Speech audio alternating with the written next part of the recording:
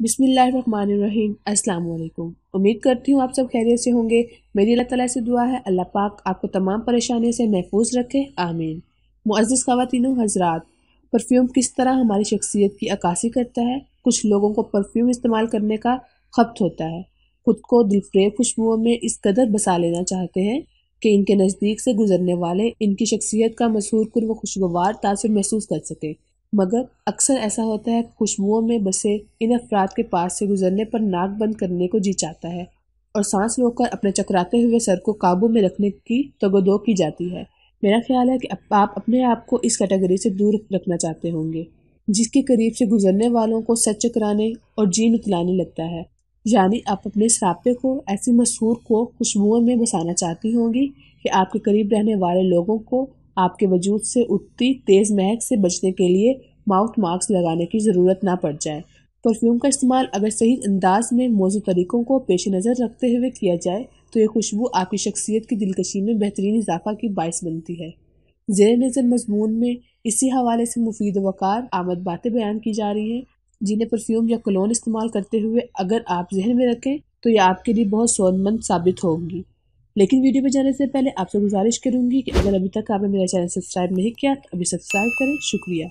खुशबू चाहे किसी भी हालत में मौजूद हो, हमेशा कोशिश करें इसे कपड़े व ज्वेलरी वगैरह पहनने से पहले इस्तेमाल करें, क्योंकि बाज़ इक़साम के परफ्यूम, ड्यूडर्स और बॉडी स्प्रे कपड़ों, धाती, जेवरात और मोती वगैरह की सतह पर ना मिटने वाले निशानात छोड़ जाता है।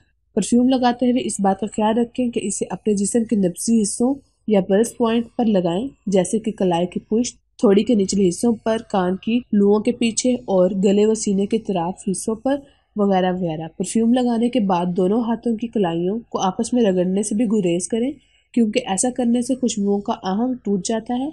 इस बात से शायद ही कोई बेखबर हो कि परफ्यूम की महक इस वक्त और ज़्यादा निखरती है जब इसे जिस्म के इन हिस्सों पर लगाया जाए जहाँ का दौरान खून तेज़ हो, जिल्द की सतह बारीक हो। इसीलिए अपने परफ्यूम का असर पजीरी में इजाफा करने के लिए इसे गर्दन व कान, घुटनों और कोहनियों के पुष्ट पर भी लगाना ना भूलें। आजकल मार्केट में बेहतरीन शैम्पू और कंडीशनर भी आ गए हैं, जिनकी खुशबू बिलाशुबा बहुत बेहतरीन हुआ करती है, लेकिन बालों को धोने के बाद ये बालों में मौजूद नहीं रहा करती। इसलिए अगर आप अपनी जुल्फों को भी खुशबूदार रखना चाहती हैं तो अपने धुले बालों में भी आप स्प्रे कर सकती हैं, लेकिन क्या रहे आपके बालों और स्प्रे नोजल के दरमियान कम से कम 8 इंच का फासला ज़रूरी होना चाहिए। बगैर धुले हुए बालों पर स्प्रे करने की कोशिश ना करें, क्योंकि बालों में तब्दीली पैदा कर सकती है। इसके अलावा अपने धुले हुए बालों में खुशबू पैदा करने के लिए कभी भी परफ्यूम का स्प्रे अपने ब्रश या हेयर कॉम्ब पर मत कीजिए, बल्कि मुनासिब फासला रखते हुए बालों पर ही बराह रास्त स्प्रे करें, क्योंकि हेयर कॉम्ब या ब्रश पर परफ्यूम लगाने से खुशबू इसकी सतह पर चिपकी रह सकती है और दूसरी मरतबा इस्तेमाल करने पर ये आपके बालों पर नाखुशगवार तासुर छोड़ सकती है। बहुत से सिंगारी माहिरीन इस बात पर मुत्तफिक हैं कि जब अफराद की जिल्दी रंगत गौरी हो और इसकी साख खुश्क होती है, इनके जिस्म पर लगाया जाने वाला परफ्यूम जल्द ही अपनी असर पजीरी खो बैठता है, जबकि रोगनी साख्ता जिल्द के मालिक सांवले सलोने अफराद परफ्यूम की महक को ज़्यादा देर तक अपने सरापे में कैद किए रहते हैं।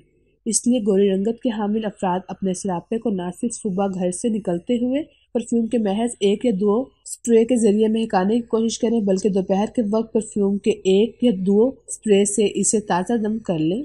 ब्यूटी एक्सपर्ट ऐसे लोगों को लेजर्स या तहों की सूरत में भी खुशबू इस्तेमाल करने का मशवरा देते हैं। उम्मीद करती हूँ आपको वीडियो पसंद आई होगी। अभी के लिए इजाज़त चाहती हूँ। अपना ख्याल रखिएगा। अल्लाह हाफिज़।